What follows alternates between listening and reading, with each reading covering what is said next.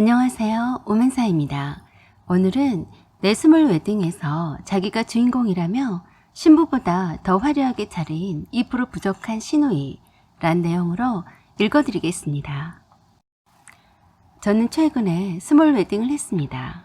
가장 가까운 친척들만 모시는 가운데 아주 저초월하게 결혼식을 했어요.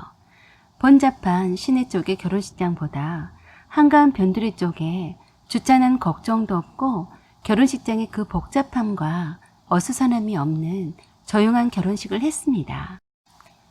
남편과 결혼 전에 연애할 때 드라이브 하다가 경치가 좋아서 들렀던 퓨전 레스토랑이었어요.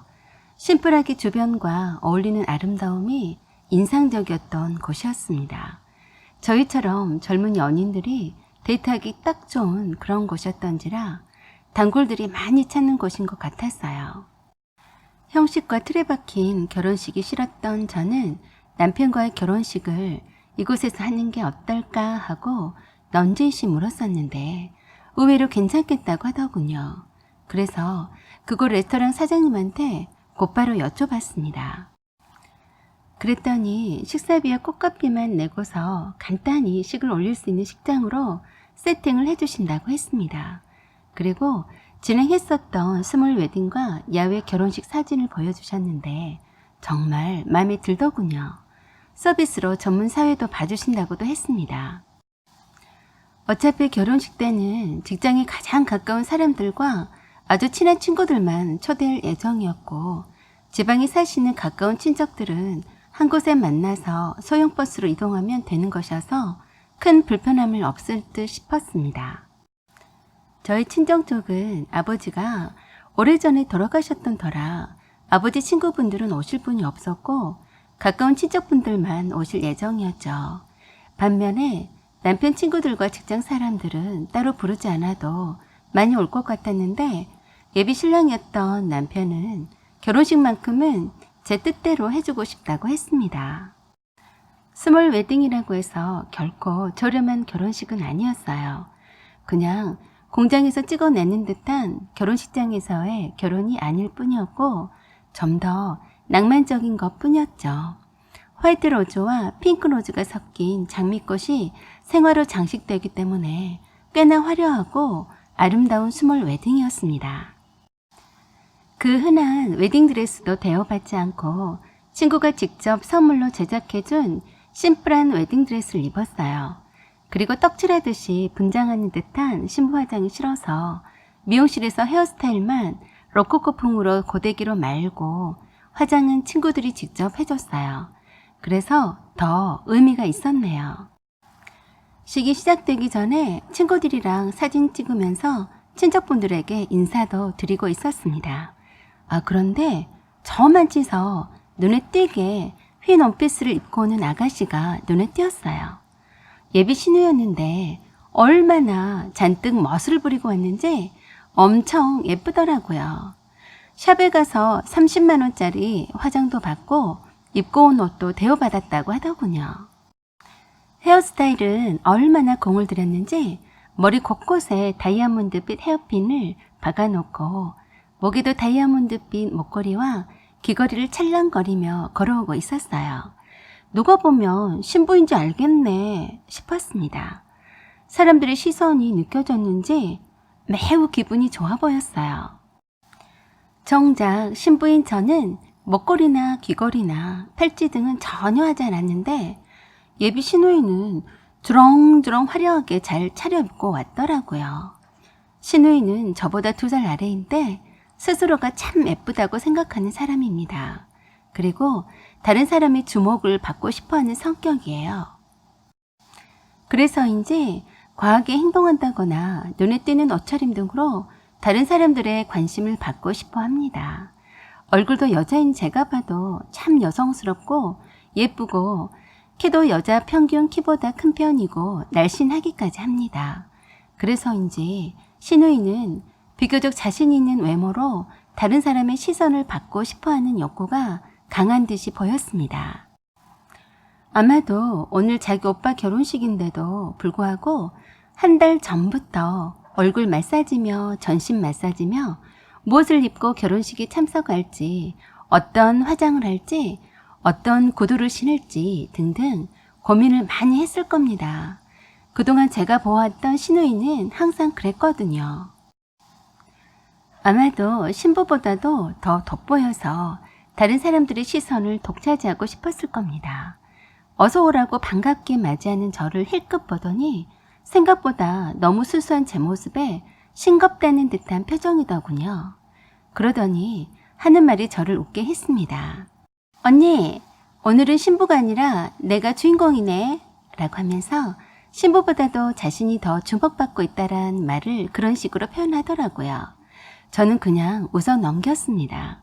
옆에서 신랑이었던 남편이 헛소리하지 말고 저리 가서 얌전히 앉아 있으라고 했는데 요리조리 제 드레스를 아래 위로 한번 훑어보고는 지나가더군요. 저의 친구들이 그런 시누이를 보고는 신랑이 옆에 있어서 말은 하지 못하고 눈짓으로 왜 저래? 라고 했어요. 시누이는 사람들이 쳐다보는 것은 자기가 신부보다 예쁘기 때문이라고 철석같이 믿고 있는 것 같았습니다. 지나치게 자기애가 강한 편이었죠. 물론 예뻐서 쳐다보는 것도 있었지만 그것보다도 아무리 신랑 측 가족이라 하더라도 하객 복장이 아닌 거의 신부 복장으로 화려하게 치장하고 나타나서 그게 이상해서 쳐다보는 것을 시누이는 깨닫지 못했습니다. 딱 봐도 흰 드레스 원피스에 화려한 목걸이 치렁치렁한 귀걸이까지 조금 과한 복장이었죠.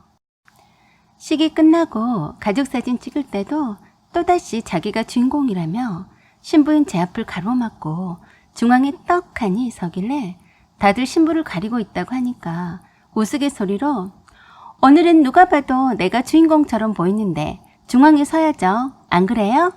하면서 자기가 중앙에 서고 신부인 저를 살짝 밀더군요. 어차피 사진 찍는 사람이 신랑 신부를 중심으로 찍는 건데 우리 시누이 때문에 인상을 찌푸리는데도 알아채지 못하더라고요. 자기 가족들이고 친척들이라서인지 거침없이 오늘의 주인공은 나! 라면서 센터 자리를 포기하지 않더라고요. 형식적인 사진은 원치 않았기에 자연스럽게 찍어달라고만 했더니 사진마다 시누이가 가운데 떡하니 자리 잡고 있더군요. 그날 피로연 때 친구들이 시누이가 좀 이상했다고 하면서 흉을 봤어요. 약간 나사가 빠진 듯이 사람이 부족해 보이더라고들 했습니다. 시누이에게 잘해주면 옳다구나 하고 머리 꼭대기에 올라타겠더라며 조심하라고 이구동성으로 말하더군요.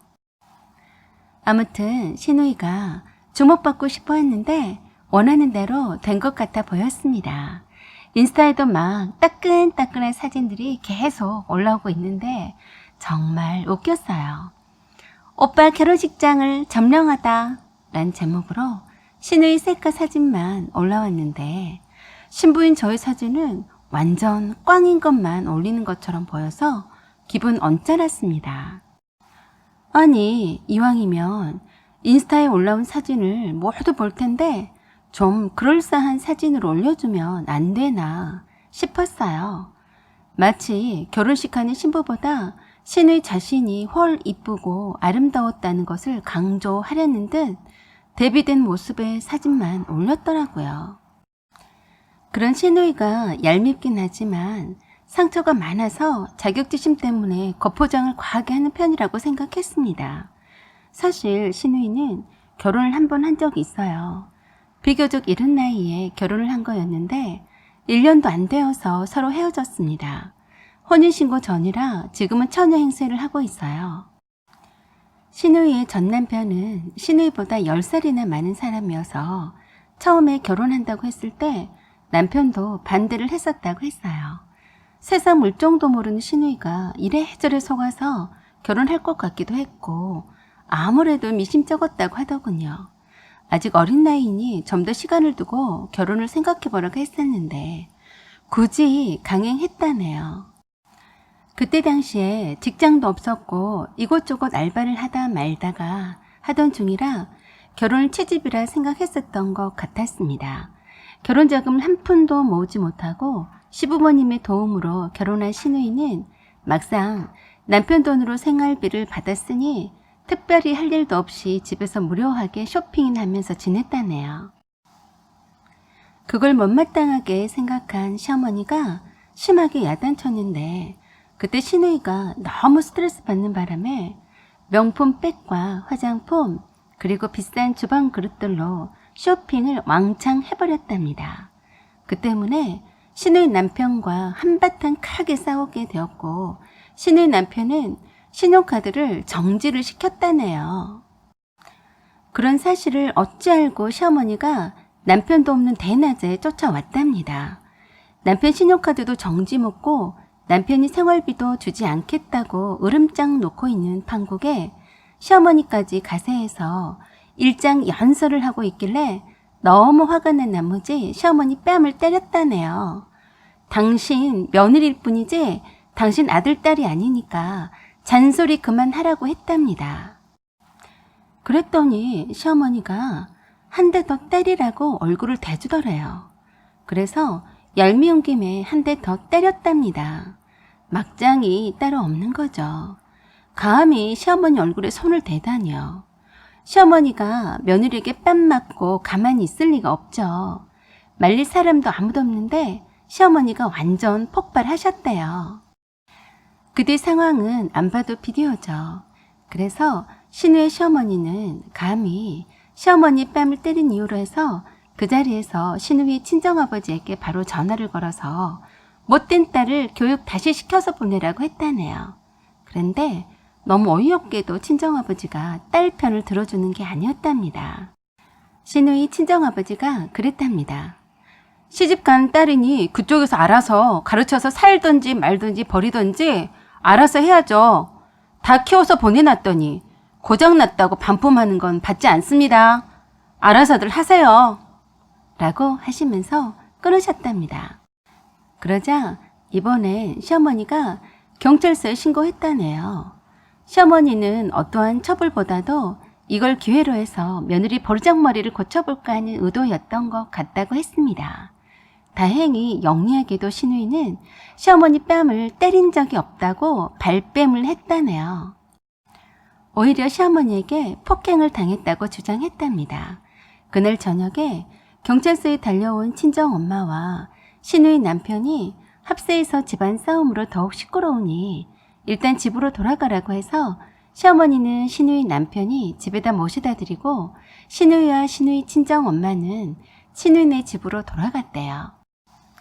시누이의 시어머니를 모셔다 드리곤 시누이 남편이 그러더랍니다. 사람이라면 해서는 안 되는 일들이 있어. 어머니랑 의논했는데 당장 헤어지자. 몸만 나가든지 아니면 이혼 소송 당해서 위자료까지 주고 가든지만 결정해. 라고 했답니다. 사실 혼인신고도 하지 않은 상태라서 합의 이혼이고 뭐고 없이 바로 헤어지면 남남이었대요. 보수적이고 효자였던 시누이 남편은 절대 시누이를 용서하지 않겠다고 했고 더군다나 시누이 시어머니가 시누이를 더 이상 보고 싶지 않다고 했다네요. 이 말을 들은 시누이 친정엄마가 기가 막히다면서도 통사정을 하면서 사위를 달래봤지만 소용없었답니다.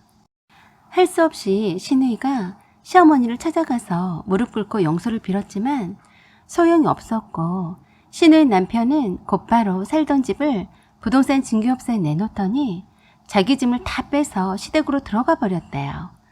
그렇게 허망하게 헤어진 후에 몇 달이 지났는데 어느 날 백화점에서 일하고 있는 친구한테서 연락이 왔대요. 시누이와 헤어진 전 남편과 비슷한 사람을 봤다면서 사진을 찍어서 보내줬답니다. 시누이 전 남편이 확실하더래요. 그런데 옆에 만삭인 어떤 여자랑 아기용품 매장에서 물건을 고르고 있는 모습이었답니다. 백화점에서 근무한다는 그 친구 말에 의하면 그 아기용품 매장 직원에게 물어봤더니 두 사람이 부부가 분명한 것 같다라고 하더랍니다. 그렇다면 만삭인 여자의 뱃속에 있는 아기가 전 남편의 아이란 건지 시누이와 결혼 생활 중에도 바람을 피웠다는 것인지 황당했답니다. 그래서 전 남편이 다니는 회사로 찾아가서 단도직입적으로 사진을 보여주면서 따져 물었답니다. 그랬더니 이제 와서 무슨 상관이냐며 오히려 따져 묻고 있는 신우이한테 면박을 주더랍니다. 혼인신고하고 잘 살고 있는 자기 와이프를 데리고 백화점 쇼핑한 게 무슨 난리 날 일이냐며 남의 회사까지 쫓아왔냐며 한 번만 더 찾아오면 가만두지 않겠다면서 창피하게 큰 소리로 쪽을 주더랍니다. 헤어지기 전에 신우이 몰래 바람피운 사실에 대해서 따지려고 했었는데 오히려 정신없는 여자 취급만 당했다네요. 신우이는 전 남편에게 물었답니다. 결혼식을 올린 지 한참이 지나고도 혼인신고를 미루더니 그 여자하고는 바로 혼인신고를 했다고? 그랬더니 전 남편이 그러더래요. 얼굴이 이쁘니까 좋은 남자 잡아서 잘 살아. 너랑 막상 결혼해보니까 네가 2% 부족한 여자라는 걸 바로 알겠더라. 나도 나이가 많은데다가 많이 부족한 사람인데 와이프까지 2% 부족한 여자면 곤란하지. 안 그래? 마치 결혼하자마자 헤어질 것을 각오했다는 투로 말을 했답니다. 모욕적인 언사로 자존심이 엄청 상한 신우이가 야, 이 나쁜 놈아. 넌 천벌을 받을 거야. 하고 저주 한번 퍼붓고 달리 어쩔 도리가 없더랍니다.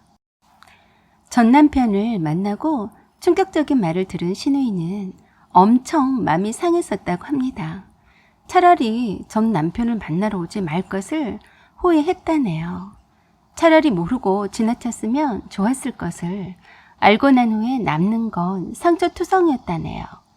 신우이가 오빠인 제 남편에게 이런 말을 할 때마다 그랬답니다.